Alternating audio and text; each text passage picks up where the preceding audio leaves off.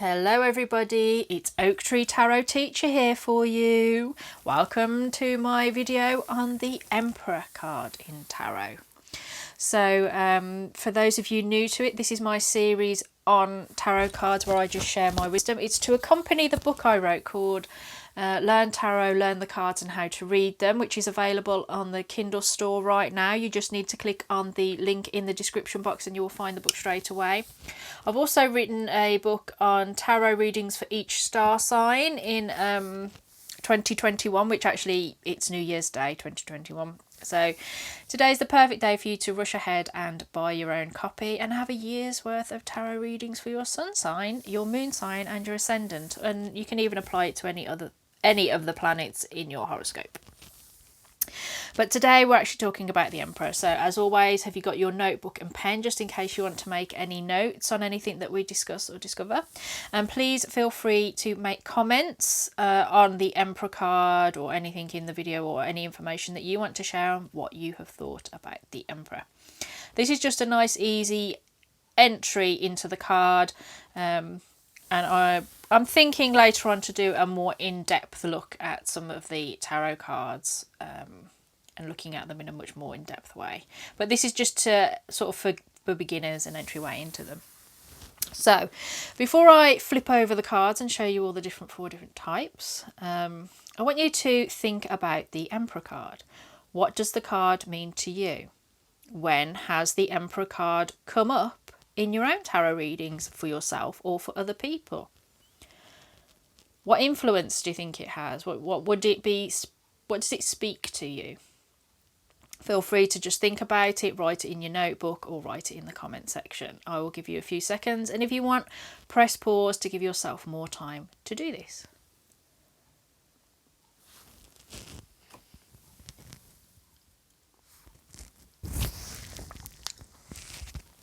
Okay then. So now you've got a sort of vague idea, or you've got your ideas down about the Emperor card, let's turn the cards themselves over. So this is the Wildwood Tarot. The links to all these cards will be in the description box, so if you want to buy your own copy, I'll put a link to Amazon. You don't have to buy it from Amazon, you can buy it from somewhere else, but at least you'll know what the cards deck looks like. So in the Wildwood Tarot, which is a very much sort of a pagan spirituality inspired deck, it's called the Green Man, which I do like. The Empress is called the Green Woman, but this is the Green Man. This is the Gilded Tarot,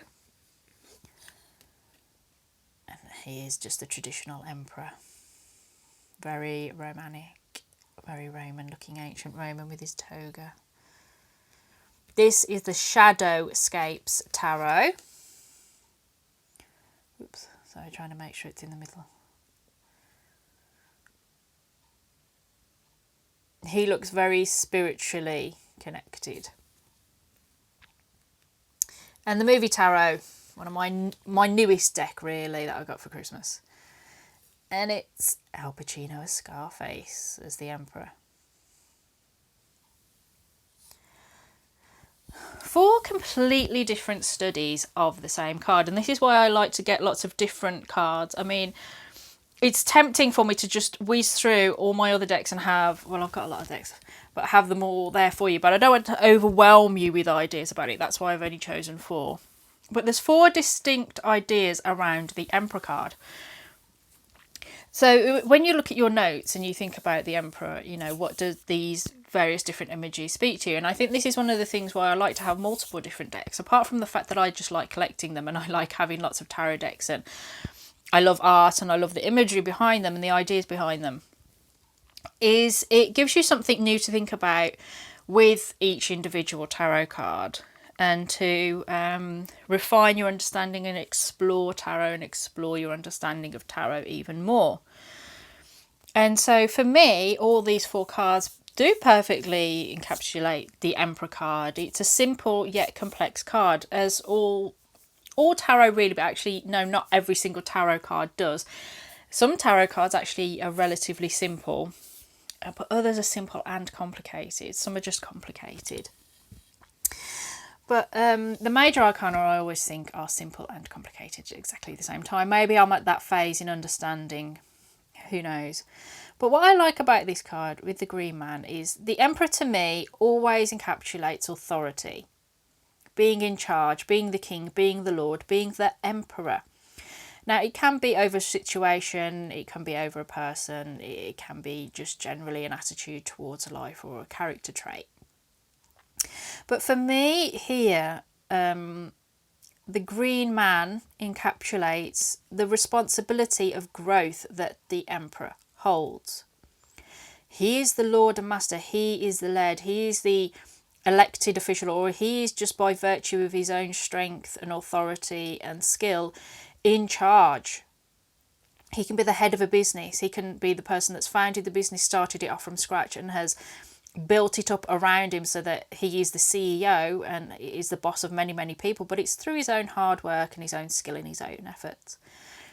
And the Green Man shows this organically, that he is literally a green man. This is a figure that's often found like in Celtic art and like British English art, I think it's in Irish as well, I'm not sure, but it's very, very much a sort of Northern European figure of the man of the forest that allows, you know, sort of a force of nature.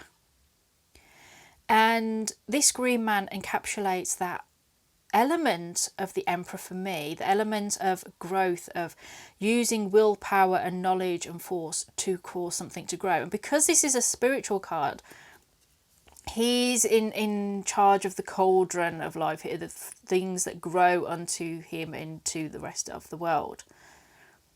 And look how fierce he looks. It's really him being in charge and in authority and using his willpower to create that which he wants to exist in the world. And for me, the Emperor is very much about having control over yourself. Yes, it can, depending on the question and the situation, mean control over other people. But remember that tarot is first and foremost a spiritual tool. It's so that you can understand your own spirituality, your own spiritual development, to understand what's going on in your life and to help you reach even further and greater depth than what you already have.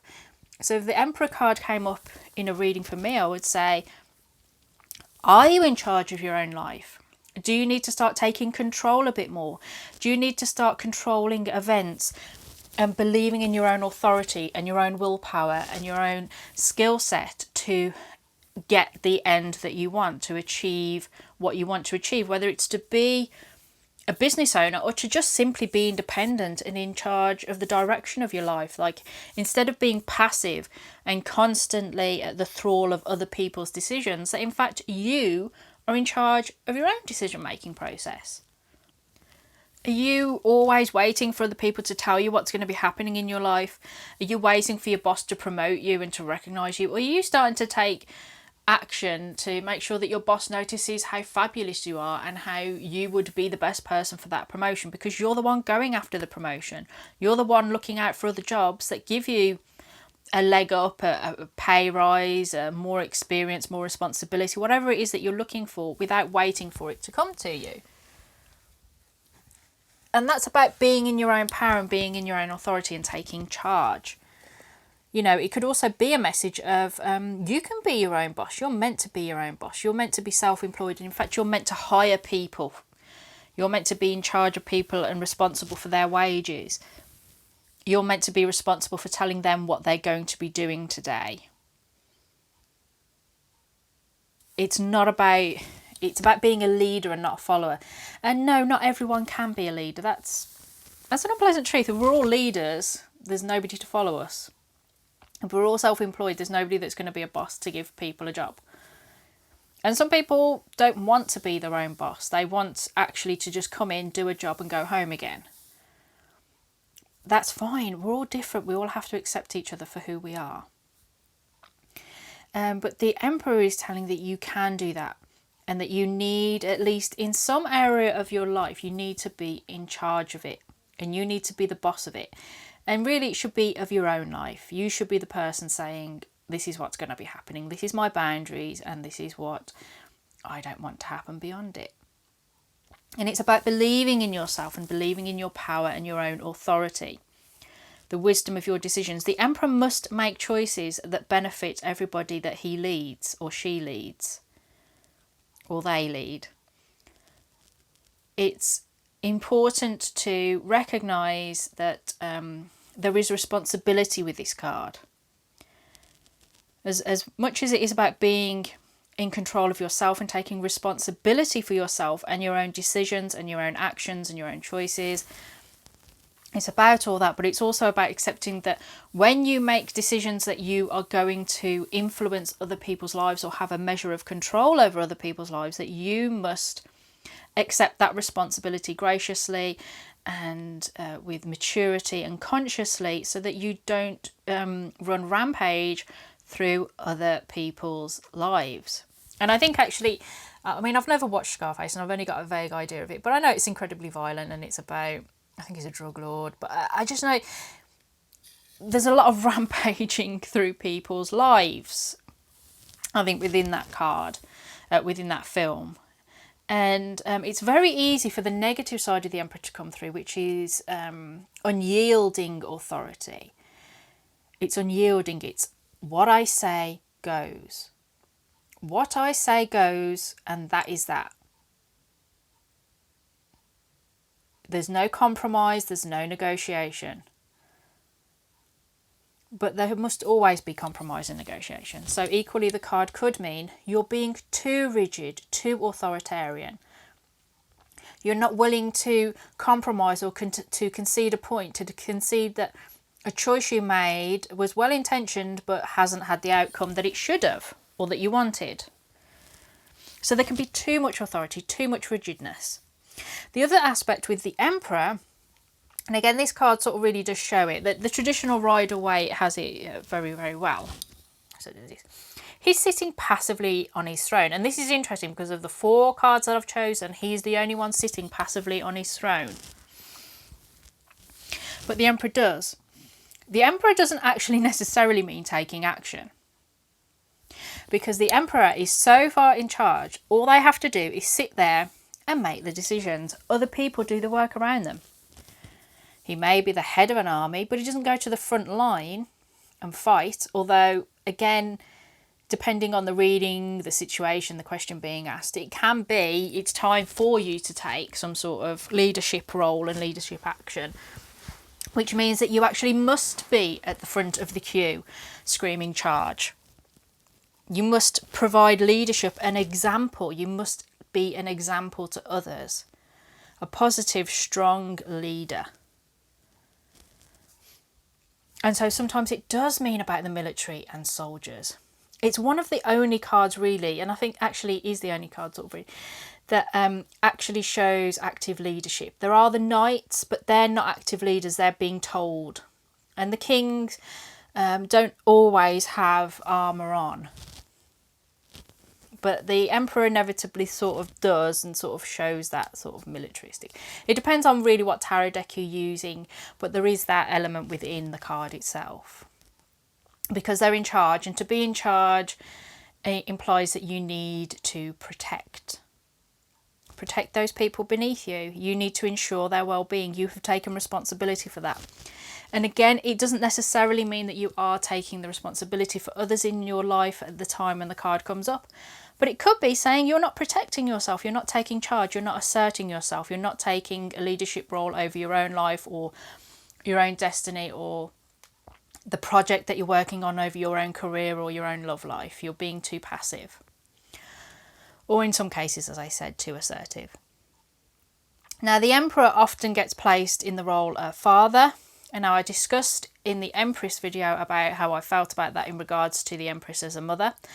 I do think it does mean father, but I think the process of fatherhood actually suits the King of Pentacles more. In my opinion, you don't have to share that.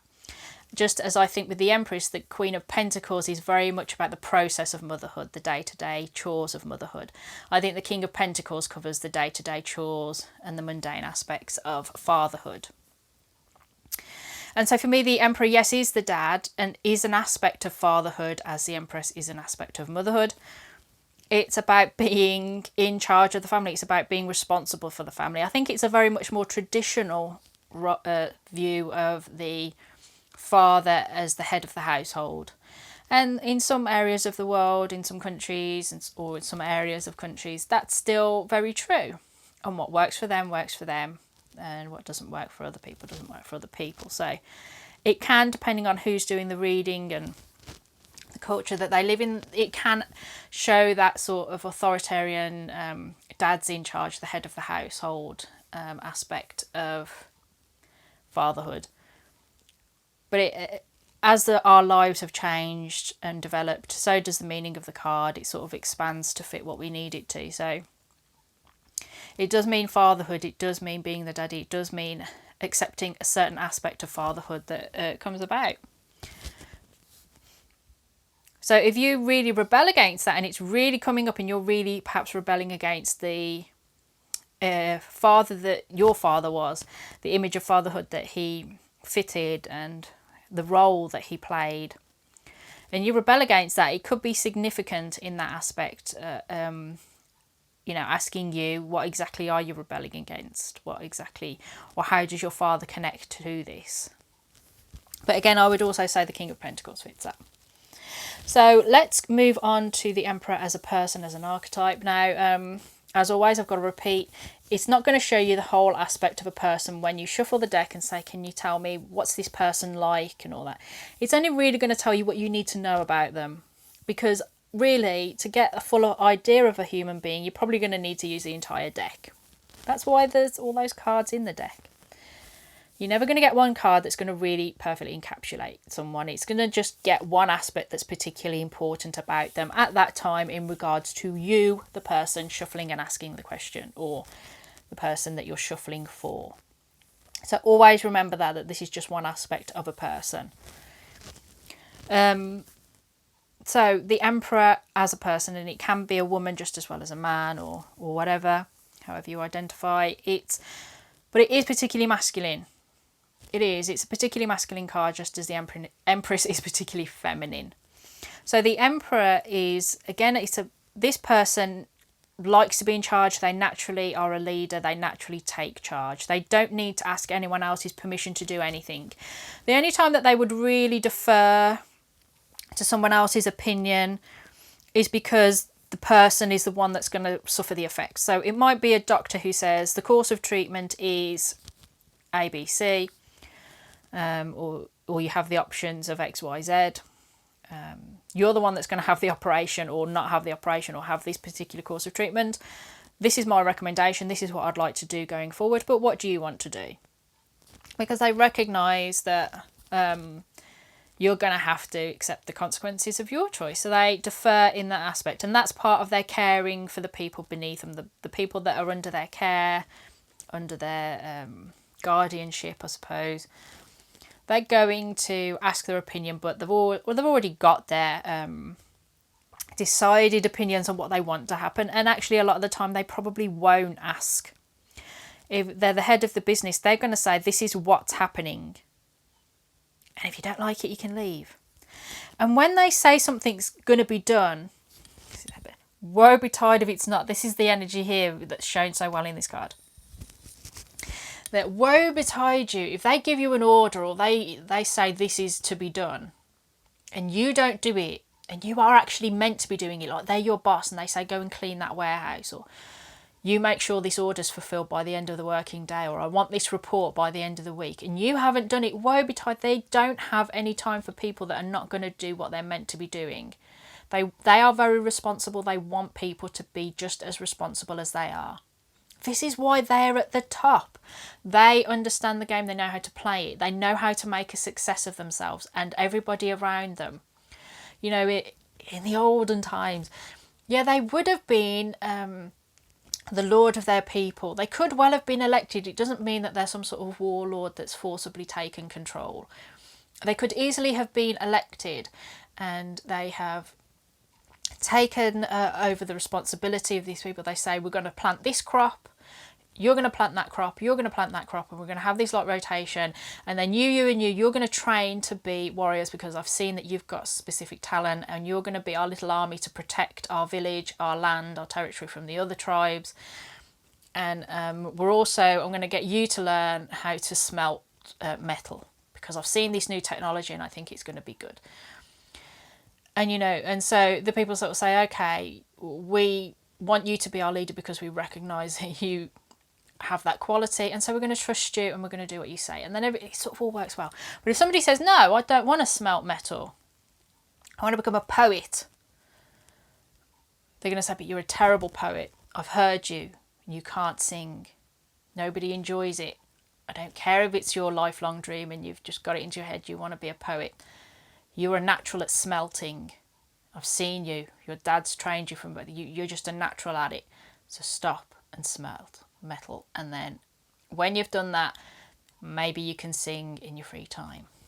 And that's who they are as people. It's not to be spiteful. It's not to be malicious. They just are utterly convinced that theirs is the right way. I will say it doesn't mean that they're right, because they can't completely know you just as you can't completely know them. So when this card comes up as a person, you know that there's somebody that's completely in their own power. They're completely in charge of their own lives. They're not to be pushed around. They can defend themselves easily. They've got a good support network around them. Remember that the Emperor's got good connections. They're a good networker. They're a good diplomat. They're a good leader. They can be a great ally or a terrible enemy to have. But you can't push this person around. You can't manipulate them. They're too strong. They're too empowered. This person's been through a journey. They are absolutely starting to be... Well, no, they're not starting to be. They are in charge of their own lives and the direction of their lives. And they've got people following them because these people believe in them. So it can be the boss of a company. It can be a father that's the head of his household, or a mother that's actually the head of her household. But she's really tough and she don't let you get away with anything. They work hard and they probably play hard. And I think actually this card really encapsulates that utter self-confidence that they have. If they have doubts, they don't reveal it, and they don't allow any doubts to weaken the decisions that they've made or the process that they're going through. They've made their choice, they're going along a certain path, and they're not going to allow their doubts to stop them, because this is the important part of being a leader. You have to make decisions that you may come to regret. You may know in advance before you make that decision that you're going to regret it because somebody's going to lose out. But you still do it because you've decided that the person that loses out is the person that's got to lose out. And the person that's going to prosper is the one that you want, or the people that need to prosper. And that's the pain of being a leader.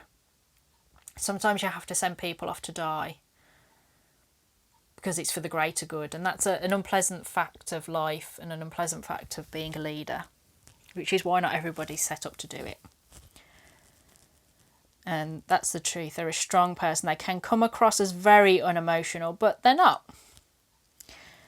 You know, they may come across as somebody that has unrefined emotions, and they probably don't have very refined emotions, but they're not as cold as the King of Swords at all. They are a person of passions and of desires.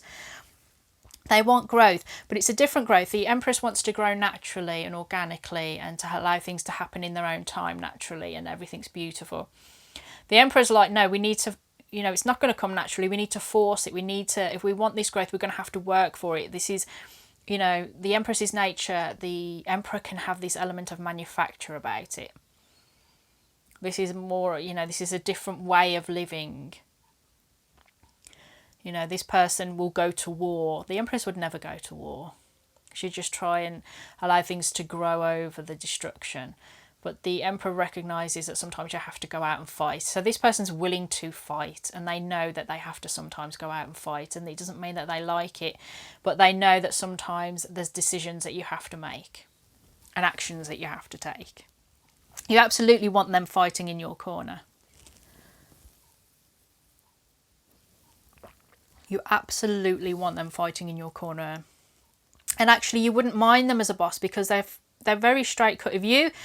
If you play straight with them, they'll always play straight with you, because they don't need the hassle of intrigue. This is not a person that's interested in intrigue, really. They'll play the game of intrigue because they understand that they have to work with people that are very interested in that. But really they're people of action, taking action. I know, again, there's this element of passivity, but they're not really passive. That's just an example that they're so far in charge that they can sit down and have everybody else beneath them or standing in front of them. They're in such power. That's such a body language power move. That everybody else is looking at them standing and perhaps bowing a knee. Well, they can just sit there. They're in such power they don't need to stand there with their sword in front of them waiting for other people to attack. They know that if anyone tries to attack, game over. They're really in control of their life. So they have other things to do. They've got a lot to do, very occupied. So yeah, a very powerful person, very strong-willed, immense willpower, not afraid to make decisions, someone that you perhaps would want to make decisions or to go to for an answer. They are the Emperor after all, so you might, if you and someone else can't decide, you may decide and ask for them to be a bit of a mediator, to just, you know, come forward and say, can you make this choice? Yeah. So it's, again, very much about growth and spiritual growth, but it's about you taking charge of your own life. And making the decisions and accepting the responsibility and accepting the painful part of being a leader, which is sometimes you make the wrong decision or you don't get the outcome that you want and things don't work the way that you want to, but you still have to accept that, because that's part of being a leader, that sometimes you make the wrong decisions. And that's where confidence comes from, and that's where assurance comes from. And so if it comes up in a reading, I would always say just be assured, come into your own self-confidence, start taking control of your life and being your own authority, being the person that makes decisions in your life for your benefit and for the benefit of those around you. Secondly. But yeah, I like the Emperor card. Sometimes it gets a bit of a bad rap, but that's what happens when you have somebody who's the boss and you don't feel that you are. It's not very pleasant, but it's always a piece of good advice to be a bit hard if you have to. Wow, and we really talked, well, I've talked for a long time about this card, longer than I have for the others. I've had a good extra like 6 minutes. So I'm going to leave it there because I do feel I've exhausted so far what I have to say about the Emperor card. So what do you think about what I've said? Is it giving you food for thought? Has it given you any extra ideas? What do you want other people to know about the Emperor card that you think about? And so on. Please leave a comment down below. And if you've enjoyed the video, please like, share, subscribe, recommend it to other people perhaps. And don't forget about the accompanying book.